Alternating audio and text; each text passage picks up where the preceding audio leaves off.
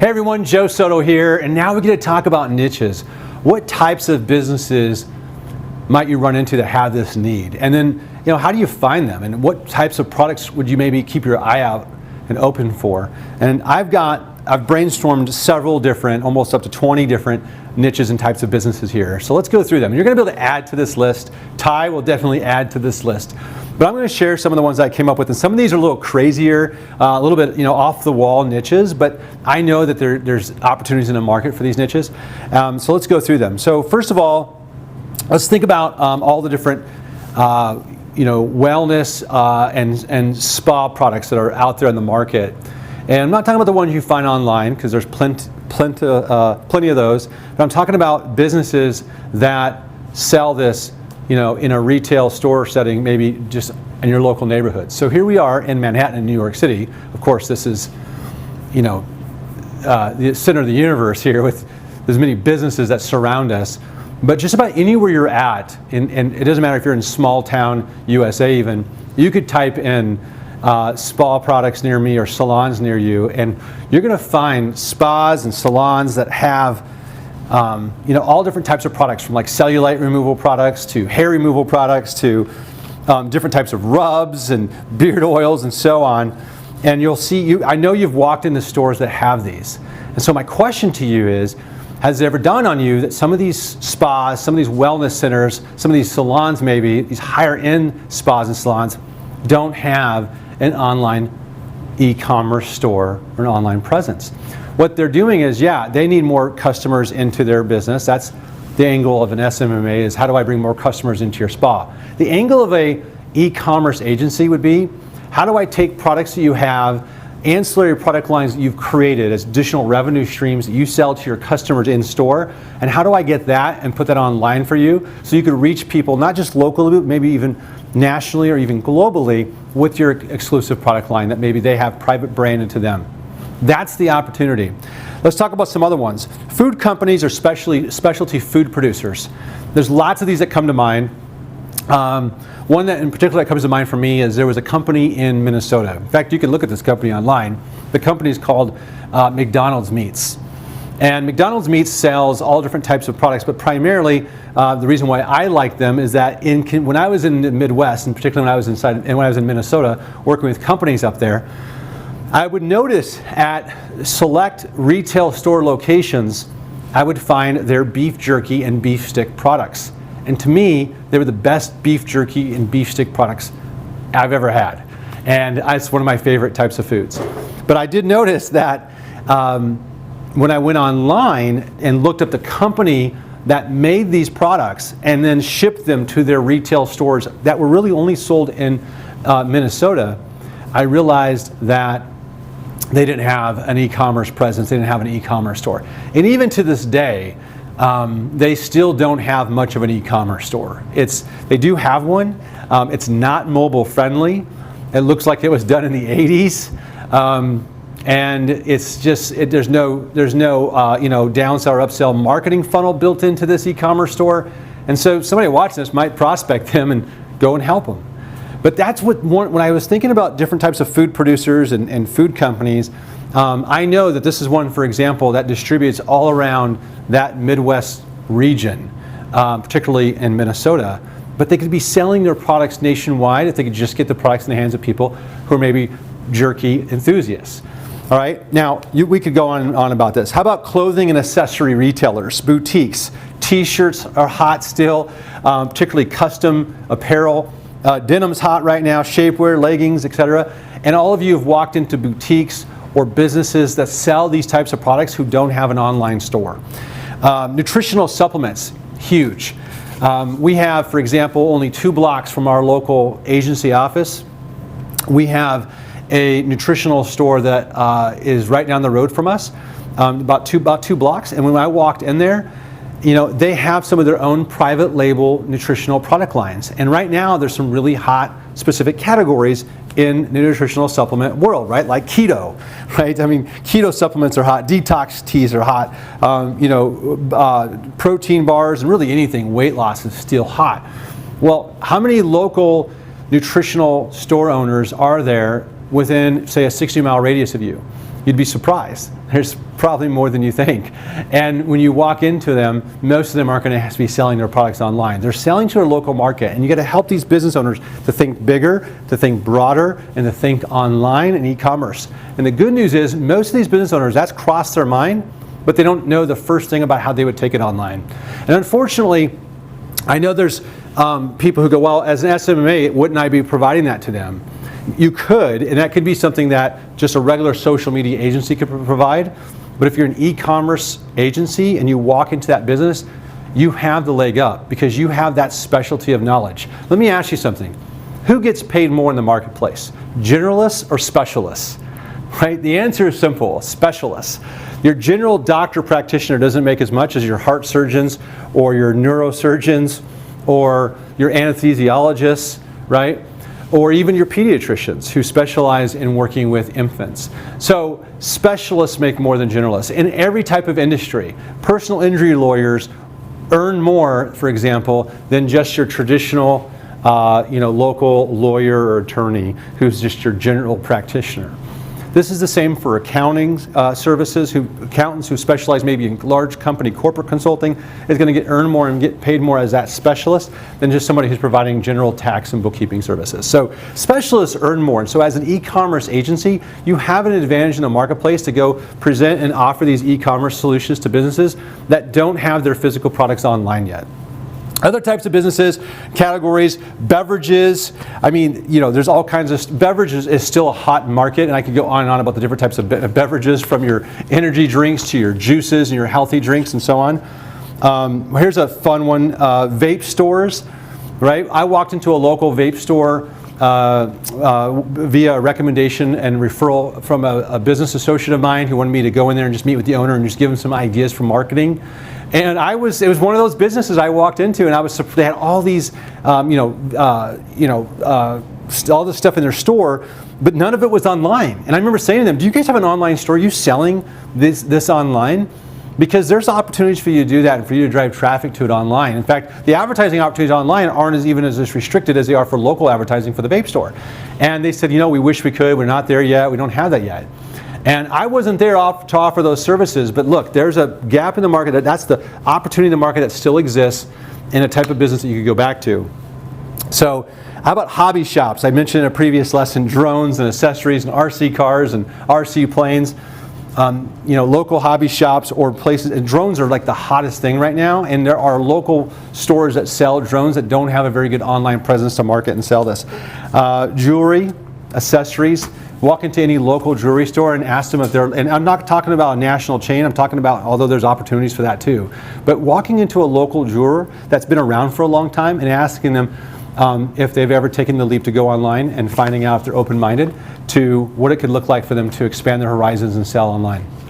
And you're there, and we'll talk about how do you approach them and what do you say to them and how do you get those appointments and what do you provide them in upcoming lessons. I'm just trying to get your brain stirring and get your brainstorming. Pet stores.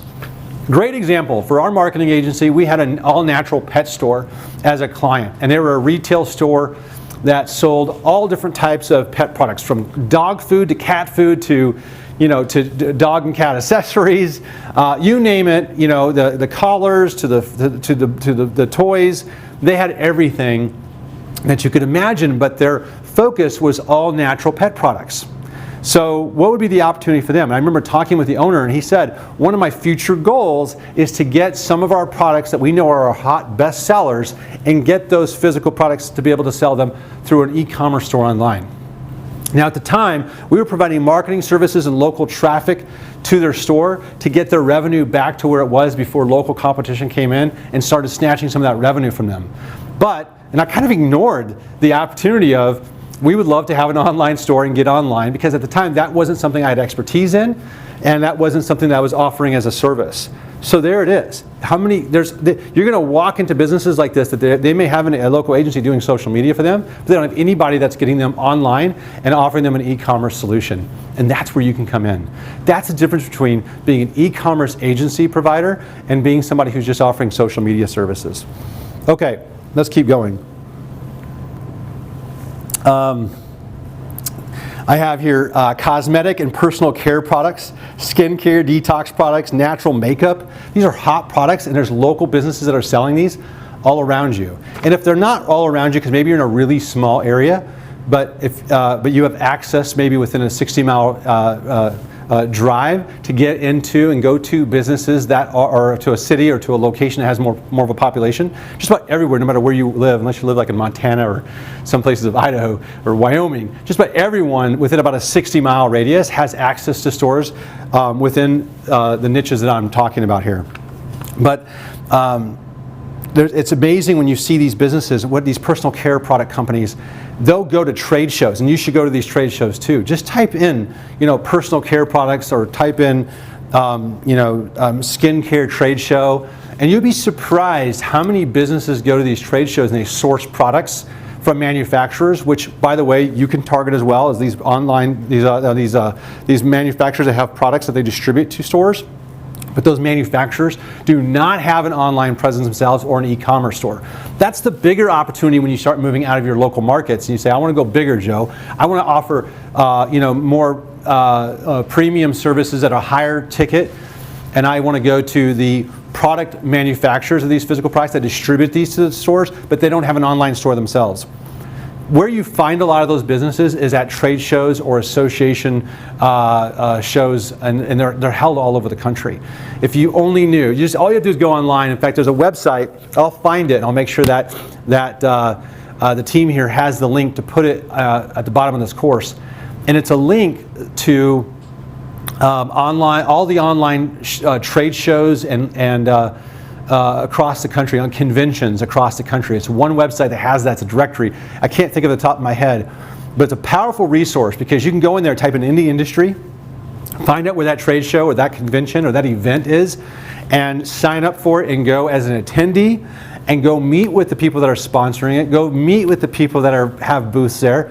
And it's literally, you could find a year's worth of clients in one convention or trade show in all these different product categories. There'll be beverage companies at some of these. You have no idea that this is in front of you. I'll give you an example. My wife has an e-commerce store, sells e-commerce products online for little girls, hair bows and headbands. Some of you may be aware of that. She's done millions of dollars in sales since 2012 when she opened it.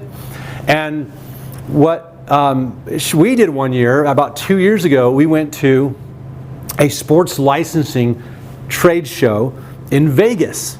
Now, I had no idea that this would be in the Las Vegas Convention Center, that there would be over 4,000 licensing businesses there. And these were product manufacturers that had products that they then would license them to different types of people who wanted to sell their products, some online and some not online.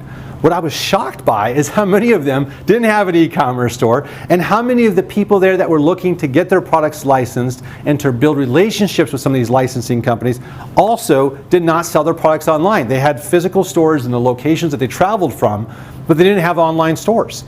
But really the shocker was the licensing companies. They have all these products and they could be selling them online. And I've seen some of these pop up just recently. For instance, I saw an ad on Instagram for a company that will take your logo and put it on hats, and they're selling these through Instagram now. So a lot of times these manufacturers, these wholesalers, they're starting to figure it out. So that's the opportunity. Not very many of them doing it yet, but that's why it's a hot opportunity right now to go after this. Okay, so don't want to get off tangent there, but that is a great place to go find the clients, is these trade shows and conventions. Baby clothes, eyelash salons, type into Google, fake eyelashes near me. Okay, I am flabbergasted how many women wear fake eyelashes, first of all, but it's a hot market right now. I saw a person making $17,000 a day on Amazon. And by the way, if you want to do some Amazon research, just go to Jungle Scout. That's where a lot of people do very specific Amazon research. It's the #1 research software by Amazon sellers. So you can go on there and see like what physical products sell well on Amazon, and then go find businesses that have those physical products that don't have their products on Amazon yet. Go find businesses that don't have their products on Amazon by doing your research, okay? And there's lots of different resources that you could use, but I would definitely recommend Jungle Scout. And it's junglescout.com. We'll drop a link at the bottom of this lesson so you can have that as a resource for Amazon as well. It's a great place to go and be able to find hot products that are physical products selling well on Amazon. So then you could identify and look up stores maybe local to you that sell those products but don't have theirs listed on Amazon to compete. And here's the good news. Just because see, I always say if you're going to sell a product, do you want to sell it to people who've never bought or heard of the product before, or do you want to sell it to people that have already bought or purchased similar products to what you're offering? You want to sell to the hungry market, the people that are used to buying your product, people who have bought and purchased your product before. That's why Amazon is such a powerful marketplace to use for research for these physical products, because when you find one or two vendors that are successfully selling on Amazon, and by the way, Jungle Scout will show you how much they sell on an ongoing basis in their Amazon stores. It gives you data and numbers to work with, which is inspiration for you to go and say, that's a hot product category right now. I'm going to identify and find some stores or some manufacturers or companies that offers these type of products with these exact same type of products who don't yet have an Amazon presence. That is a huge gap in the marketplace right now. If I was an e-commerce agency, that would be one of the first things I would do to try to find some of these businesses that have this need. But let me give you some more to brainstorm and get your minds thinking a little, get your brains thinking. Oh, by the way, the eyelash concept, fake eyelashes. By the way, a lot of these women that are buying them up themselves, okay, that's an idea for a subscription box. Okay, I don't know if anybody's offering a subscription eyelash box, but why not? Subscription box companies are killing it right now. My wife launched her bows in a box concept for $15 a month, and people get, I think it's like 4 or 5 bows per month. As soon as we launched that, we literally got hundreds of new people who signed up for the subscription box program. So there's subscription boxes for everything nowadays, and almost everything that I'm talking about here, from the keto supplements to the online, to the apparel, to the food producers and the food companies, they all have opportunities to seize these subscription box e-commerce business models. They don't have anybody to bridge that gap for them. And as an e-commerce agency, you're going to bridge that gap for them. And you're going to talk to them and say, you know how these subscription box companies work. And they all know them. Some of them, you're going to talk to these business owners, them or their spouses, subscribe to subscription boxes. And so you just talk with them and find out, what do they subscribe to? And then you talk through, like, have you ever thought about that for your business? Would you be open-minded to see what that would look like for your business if we were to map out a strategy for launching a subscription box for your company so we can get your products online? And because it's a consumable, maybe the product's consumable, like the keto supplements or the food company, we can offer this on a monthly ongoing basis and set it all up for you. And most people aren't going to tell you they're not open-minded to that. They're going to say, yeah, I am open-minded. Especially if you're willing to map that out for them for free, and so they can kind of see what that would look like, and you can help them visualize what success looks like for them to take their business and their products online. Okay, let's keep going. I talked about cosmetic, art supply stores. This is a fun one. Have you ever gone into an art supply store? If you haven't, it's quite overwhelming. It's extremely confusing to buy paint supplies, for example. But there also is an interesting opportunity to sell, for example, pre-packaged paint sets, I've always thought about, or you can create a subscription box for just artists that need certain supplies month after month, and you could walk into a local art store and say, listen, you know, you're here servicing the Topeka, Kansas area, and I think that your art store has products in here that artists around the country technically can use. Is that true or false? They're going to say, of course it's true. Say, okay, well, the only way for you to reach them is to have your products online. Think about the manufacturers that have art supplies, of certain art supplies. You can go to them and say, listen, I know you're selling certain art supplies to retail store outlets, but have you ever thought about putting these art supplies in an e-commerce store, or maybe into a subscription box program for artists around the country or even around the world, where they could get the supplies they run out of, the ones that are consumable, month after month after month? Right? So this is the type of thinking I want to invite you to get engaged in, where you're thinking through, like, what could I offer these businesses that could help their business get that next level, that could help their business add new revenue streams, because of the work you're willing to put in for them. Okay, another hot market right now that's online is bedding and pillows, yet most companies that sell bedding and pillows aren't doing it online, except for the MyPillow guy who you see on TV every other day. That guy's like cornered the market and no one's going after it. But now you see the Purple mattress, and there's all these box mattresses. You open the box and the mattress pops out, offering these free, 90 to 30 days or 30 to 90 days of sleep on us, right?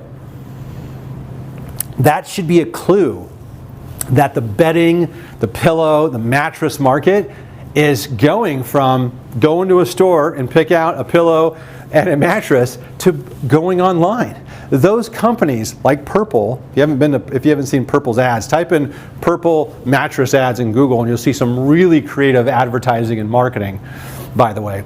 But those should be clues to you that that's a category of physical product that now has success selling online, whereas before it needed to be experiential. Just like denim. Some people, 15 years ago, 10 years ago, I think even 7 or 8 years ago, people would not buy denim or jeans online. That's like a product they definitely would go into a mall for, or definitely go into a physical store. And now people are finding ways to get it online, and people are shopping and buying it online. So there's a lot of things you can do. Okay, let's keep going. Fitness and exercise gear. Oh my gosh, from leggings to gloves to actual equipment. This is all stuff people will buy online, yet I'm surprised still by how many stores are trying to compete with the big box stores. You can walk into fitness clubs and fitness centers and you'll see these businesses that don't have an e-commerce presence, but they have products. They have white label nutritional supplements. They have white label fitness equipment. They have and when I say white label, I mean like private labeled stuff where it's branded to their gym or branded to their fitness center with their brand name that they're selling on their supplements, or they're selling it on their apparel, and they're selling it in their facilities, but they're not selling it online, right? And you walk into these huge fitness centers, like for instance in New York, there's, I'm not sure if it's still here, I haven't lived here in a while, but there's Crunch Fitness, right? And Crunch had, at the time I lived here, a really catchy brand, and people were wearing Crunch Fitness apparel. But people in LA, maybe at the time, had never heard of Crunch Fitness, or in Seattle, Washington, because that business had no way to get their brand outside of the city because they only sold in their local gyms.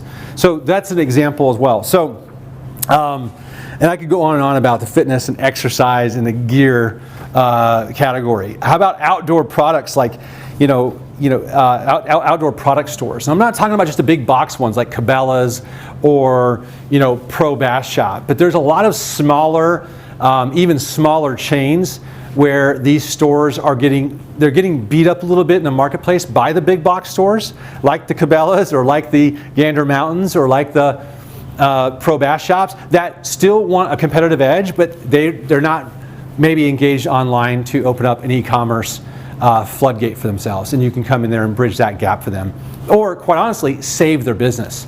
Some of you watching this will literally take hold of this concept of the e-commerce agency and go out there and you'll help product-based businesses and companies and manufacturers or stores that are selling product-based or products, physical products, and you're going to take them online and you're going to save their business. We're going to hear back from some of you how some of you literally saved businesses, and not by just giving them an additional revenue stream, but giving them the revenue stream that made them profitable or took their profit to the level to where they could be comfortable, they could be free, and they could be focused on what they do best as business owners. That's, I think, something that should excite every single one of you watching this, that you really have an opportunity to be that game changer for businesses. Okay. I'm going to keep going. I got a lot of stuff going. Specialty furniture, it's another category. I love special. You think about, we're in this amazing apartment building and complex here, and there's like all around us, there's stuff that you don't think about. That's specialty furniture that's been laid out that businesses are selling to businesses, businesses are selling to consumers, and these companies that produce these products, these specialty furniture products, don't have an online presence. They have manufacturer reps. They have reps that go to the apartment complexes, to the hotels, and they sell these products, but they don't do any of it maybe online, or maybe they don't have a channel for traditional consumers outside of business accounts, because they haven't thought about how they could be also having that as a new channel of business, a new revenue channel. Okay, how about grocery store chains? Well, on my way over here, I mentioned, I think in a previous lesson, that I had a conversation with one of my one of my associates, and he had told me, he said, he's down in New Orleans, and he said that he's in the middle of closing a massive six-figure opportunity with a local chain grocer. And the grocer has, I think he said they just have like 3 locations, but their 3 locations are massive. And he says, they're actually buying up and doing more than some of the big brand name stores that are in the same local market that he competes with in terms of in the grocery store space. And I said, what are you helping them with in the grocery store space? He said, well, this particular grocery owner, the owner of the company, has they sell wines in their grocery stores. Apparently in Louisiana you can sell wine. I think in most grocery stores across the country you can sell wine, but not always hard liquor depending on the state you're in. But he says they sell wine, of course, in their grocery stores. He said, what's one of the issues and challenges people have with buying wine? And I said, that's easy. It's like a guess. You never know really what it's going to taste like. You're like, oh, that looks nice. The brand, maybe you read the story in the back of the vial and you learn that it came from Napa or wherever it originated, but you don't really know what the wine tastes like. He says, exactly. And you don't have a person there that can help you through that. You've got local store clerks. He says, so what we came up with was an opportunity to tag the bottles with a small QR code or put on the labels, I think maybe on the shelves, where the person can scan the wine and scan the label on the bottle, even that may be draped over the bottle, and it'll immediately send them, he said, all the information on the wine via Facebook Messenger. So he actually built them a demo of a chat bot that's built inside of Facebook Messenger. And if you're unfamiliar with chatbots, but you're inside the e-commerce agency program, you want to get familiar with chatbots because the open rate compared to, and not really just type in, chatbot and Facebook Messenger marketing and start doing your research. There are plenty of people out there that are already getting certified, that are learning chatbot and messenger marketing that you could source and outsource to or partner with to take on that potential workload for your clients that you bring to the table. But you do want to have a general understanding of it. So he built this chatbot where it takes a customer through their Facebook Messenger, through their entire customer experience with that bottle of wine. So for instance, it'll say click here if you want to read the history of the wine. Here's what it tastes good, or here's what it tastes like, and are you interested in food pairings? And then you'd say yes or no, and it creates this automated dialogue with the consumer right on their phone, right in front of the wine bottle, and tells them what they could pair it with so they could be upsold. And I'm like, that's genius. So what you've done is you've gone into a physical product business, which is a grocery store, and you've helped them solve a problem that they have, which is how do we get consumers to understand every single bottle of wine so they can make a good decision and purchase the wine from us and not leave frustrated. And you've created a demonstration of how that chatbot works, which is how you're selling and how you got the appointment, which we're going to talk about doing demos, for that business. And now you're on the verge of closing this for in excess of 6 figures, over $100,000 per year. And he said, it's sad because currently this grocery store, they don't have any products that are selling through e-commerce. And by the way, they can order and they can do all kinds of things through the Facebook Messenger as well. It turns it into an e-commerce experience with the customer as well. And it just shows you that there's these opportunities that exist for these grocery stores, and some of them have certain products that maybe only they offer that no other grocery store chain offers.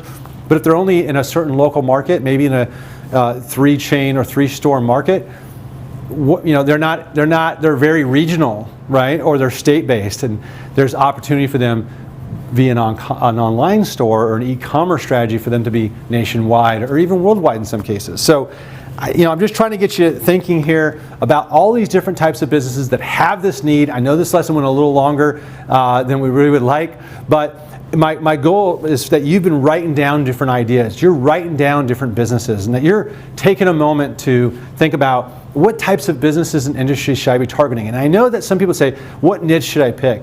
And the answer to that is, at first you may not know that answer, because you may have to take on 2, 3, 4 different niches before you find the one that you're good at servicing, that you're good at doing the best job, that you do the best job for, and also one that you're actually passionate. So I would start with some industries that you're kind of passionate about, that you could talk the language around, that you could speak the language, right? That you can kind of walk that talk. But the ones that you end up servicing ongoing and you become a specialist with are the ones that you're going to end up having the most success with. And for everybody, it's a little bit different. So start broad and then get more niche specific as you go, because the specialists earn more than the generalists.